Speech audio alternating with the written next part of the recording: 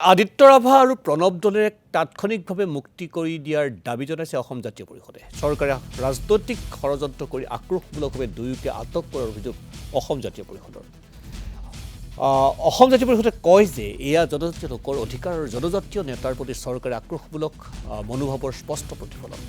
আনহাতে ছবি অঁকা সম্পৰ্কে মুখ্যমন্ত্ৰী আগবঢ়োৱা মন্তব্যৰ প্ৰত্যুত্তৰত অজাপৰ সভাপতি লুৰিণজ্যোতি গগৈয়ে শ্বেগোয়েফাৰৰ বিষয়ে পৰেশ বৰুৱাক সুধিবলৈ মুখ্যমন্ত্ৰীক আহ্বান জনায়।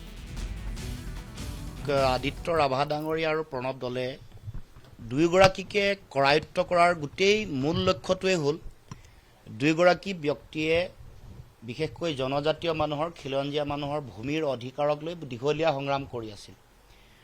আদিত্য ৰাভা যিটো অঞ্চলত তেওঁ প্ৰতিনিধিত্ব কৰে, যিখন সংগ্ৰামৰ নেতৃত্ব লৈ আছিল, তাত এখন ছেটেলাইট টাউনশ্বিপ বনোৱাৰ কাৰণে চৰকাৰে বহুদিনৰ পৰা ভূমি অধিগ্ৰহণ কৰিবৰ কাৰণে তেওঁলোকে প্ৰচেষ্টা অব্যাহত ৰাখিছিল। এখন সংগ্ৰাম য'ত তাত খিলঞ্জীয়া মানুহ, ৰাভা, গাৰো, চাহ জনগোষ্ঠীয় ব্যক্তি আৰু বড়ো ব্যক্তিৰে সমৃদ্ধ হৈ থকা সেই অঞ্চলত ৰাইজে কৈছিলে যে তাত কোনো কাৰণতে কেতিয়াও ছেটেলাইট টাউনশ্বিপ হ'বলৈ নিদিওঁ।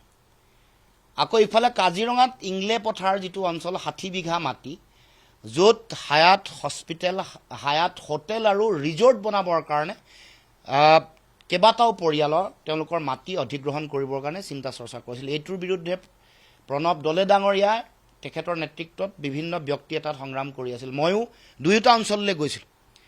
আমি আজিও এই কথা সজোৰে দাবী উত্থাপন কৰোঁ যে খিলঞ্জীয়া জনগণে, তাত থকা খিলঞ্জীয়া জনজাতীয় ৰাইজে যেতিয়ালৈকে অনুমোদন নিদিয়ে এনেকুৱা কোনো ধৰণৰ কাম কাজ কৰিবৰ কাৰণে চৰকাৰে বিৰত থাকিব লাগে। গতিকে আমি আদিত্য ৰাভা আৰু প্ৰণৱ দলেৰ যিটো মাটি আক্ৰোশমূলকভাৱে ৰাজনৈতিক ষড়যন্ত্ৰৰে যিটো কৰায়ত্ব কৰি জেললৈ নিক্ষেপ কৰিবলৈ তেওঁলোকে চেষ্টা কৰিছে, ইয়াৰ আমি তীব্ৰ বিৰোধিতা কৰিছোঁ, কঠোৰ ভাষাৰে গৰিহণা দিছোঁ আৰু তাৎক্ষণিকভাৱে দুয়োগৰাকী ব্যক্তি আদিত্য ৰাভা আৰু প্ৰণৱ দলেক মুকলি কৰি দিবৰ কাৰণে আমি দাবী উত্থাপন কৰিছোঁ।